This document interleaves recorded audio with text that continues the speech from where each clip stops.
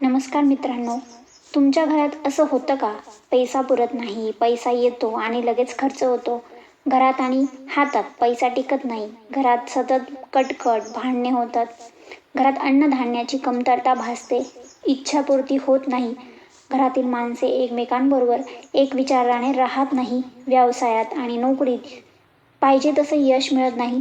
जे यश, कीर्ती, मान सन्मान, पैसा पाणी हवा आहे ते मिळत नाही. कामे अडून राहतात. या सगळ्या अडचणी जर तुम्हाला जाणवत असतील, अशा वेळी एक उपाय दिला जातो. तो कोणता बरं? सांगते ऐका. मित्रांनो, माणसाला जन्म देण्याचे किंवा जन्माला घालण्याचे काम ब्रह्मदेव करत असतात. त्यानंतर जन्मापासून मरेपर्यंत आपलं पालन पोषण करण्याचं काम श्रीहरिविष्णूंचं असतं. आणि शेवटी जेव्हा आपण मरतो तेव्हा भगवान शंकर आपल्या आत्म्याची जबाबदारी घेतात. म्हणजेच आपल्या आत्म्याला मुक्ती देण्याचं काम महादेव करत असतात असं म्हटलं जातं.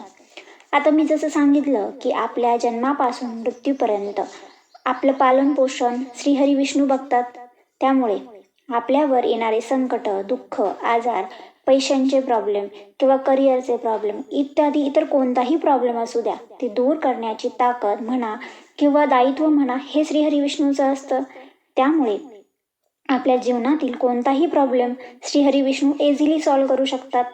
म्हणून आपल्या पूर्वजांनी फार बारीक अभ्यास करून घरच्या घरी पौर्णिमेला सत्यनारायणाची पूजा करण्याची प्रथा घालून दिली आहे.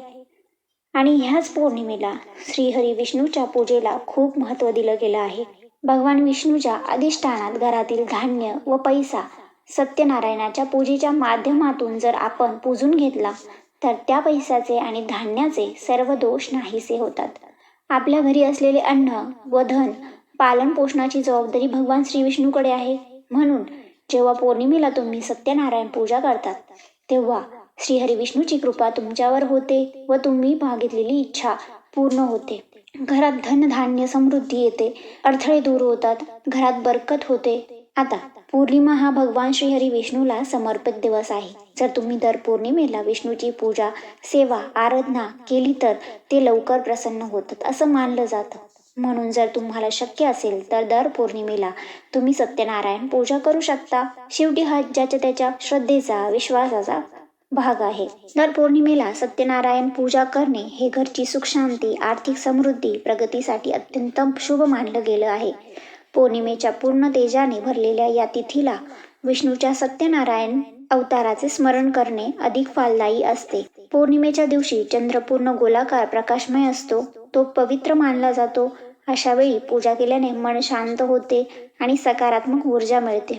म्हणून पौर्णिमेला भगवान श्री विष्णूची भक्ती करणे, पूजा करणे सर्वात शुभ मानले जाते आणि फलदायीही असते. मित्रांनो, आपण नेहमी बघितलं आहे की सत्यनारायण पूजा नवीन घरात गृहप्रवेश करते वेळी किंवा नवीन लग्न झालेल्या अनेक जोडप्यांनी केलेलं बघतो.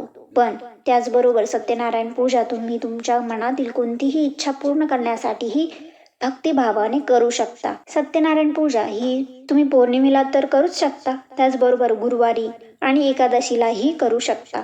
शक्य असल्यास सत्यनारायण पूजा संध्याकाळी प्रदोष काळात करावी हे अधिक योग्य मानलं जातं.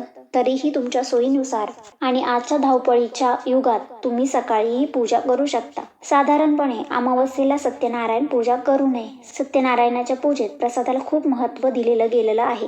त्यामुळे प्रसाद आनंदाने, श्रद्धेने, प्रेमाने बनवावा. त्या प्रसादात शिरा केला जातो, ज्यामध्ये रवा, साखर, तूप, दूध आणि केळी वापरली जाते. प्रसादात तुळशीचे पानं असणे फार गरजेचं आहे, कारण आपल्याला सर्वांना माहिती आहे की श्री विष्णूला तुळशी माता किती प्रिय आहे. सत्यनारायणाचा प्रसाद हा मुख्यत्वे सव्वाच्या प्रमाणात बनवला जातो, जो चवीला अत्यंत गोड आणि पवित्र मानला जातो.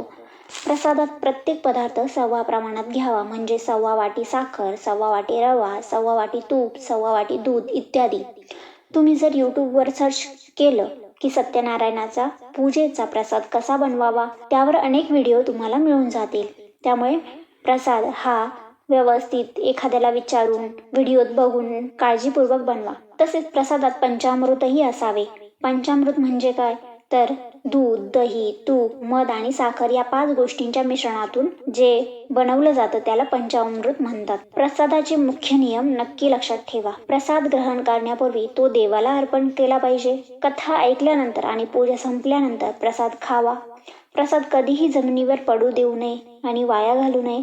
प्रसादाचा अपमान करू नये. मग मित्रांनो, कसा वाटला हा माझा छोटासा व्हिडिओत जर काही चुकीचं सांगितलं गेलं असेल ते मी मनापासून क्षमा मागते.